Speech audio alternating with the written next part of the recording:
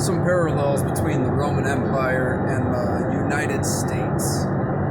First off, they're both founded as republics. They were both the zenith of human capability for their own time. Right? They led the way in ingenuity. They were a predominant military force. They both relied heavily on slave labor. Now, I'm referring more in the sense of modern day slave labor and the exploitation of other nations, the conquering of them, setting up puppet regimes, and then having them work in inhumane conditions in order to provide cheap products for us. A prime example of this would be China. Okay. Now, they both poisoned their population with lead, leading to a lot of mental instability. The United States did it with gasoline. The Roman Empire did it by soldering their aqueducts with lead, causing quite a bit of issues. They get swept under the rug. In Rome, they didn't understand it, but the United States, we just sweep that. Then, entertainment. The Circus Maximus, the Colosseums, gladiators, chariot races, the theater, right? And then giving away the bread. Keep the peasants happy. Give them free food and entertainment. Sound familiar?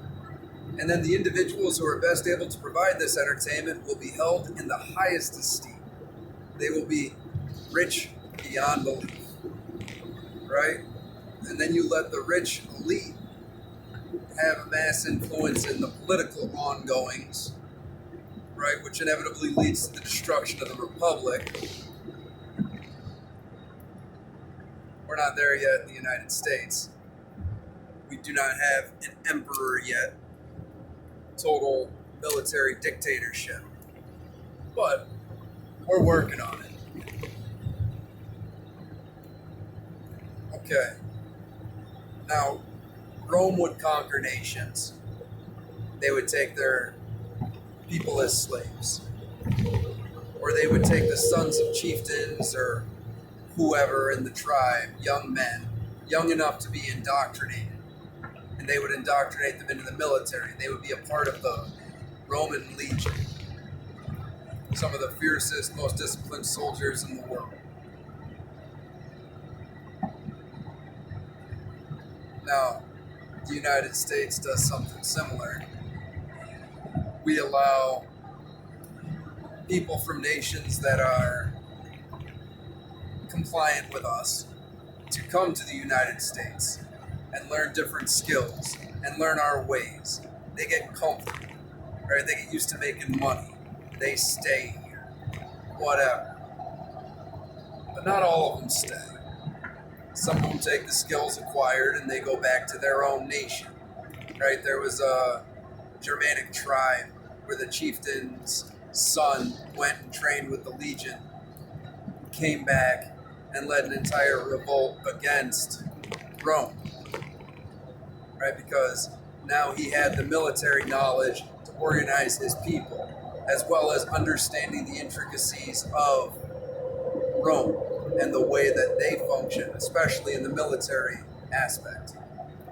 Right? Is this not unlike what we do with nations like China, where we exploit them as slave labor, but then allow significant portions of them to come and learn, and we send them our technology and our medication and all of these other things for them to learn how to further exploit us.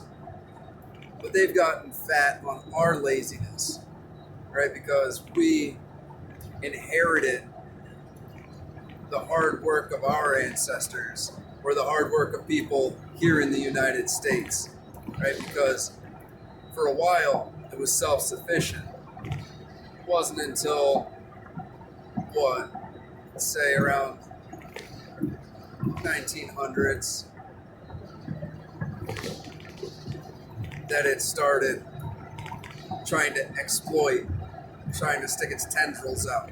If you don't think that we are an empire, just think about the fact that we have military bases all over the world, right? Nations rise and fall at our whim and who we choose to do business with. At least that was the way that it was for a very long time. But now the slaves have gotten quite powerful, right? And they have a vast understanding of the way that we do things and the way that we work. A lot of the issues that we're having with China, they learn from us, right? The exploiting of other nations. You look at how much money they've invested, yada, yada, yada. They picked up on what we were doing from us, and now they're doing it better than we are because they have total control. And now this may or may not feed into an entire global agenda led by some sinister cabal, right? So, allegedly, the same bloodlines that control what's happening now were in charge back then, and it's all just the same people manipulating and controlling and doing. And yeah, I don't know about the fullest extent, but there are a lot of parallels. Is that just the repetition in human nature and the way that things naturally fall out? Perhaps. But we are approaching our 250th year here in another 5 years. We just had the 45th.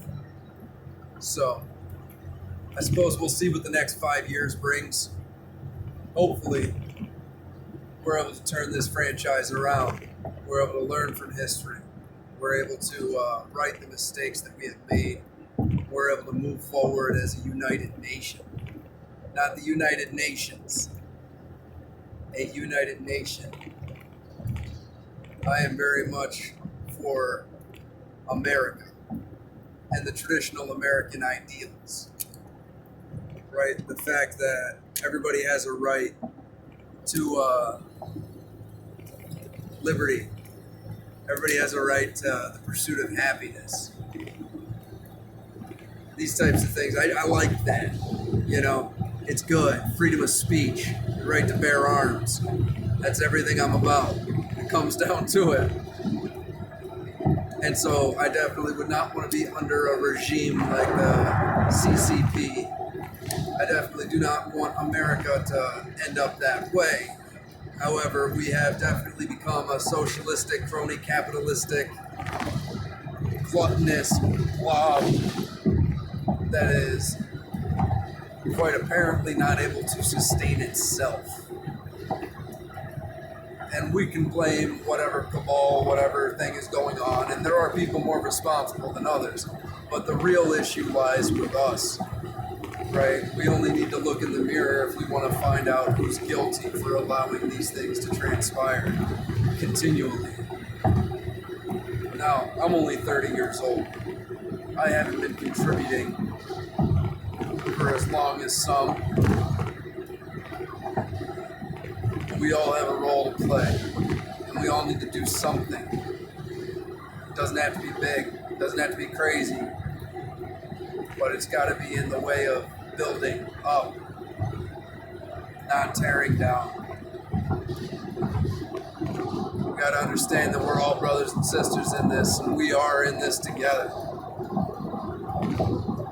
Let's not go the way of Rome. Alright, we got more in common with each other than those that want us to fight.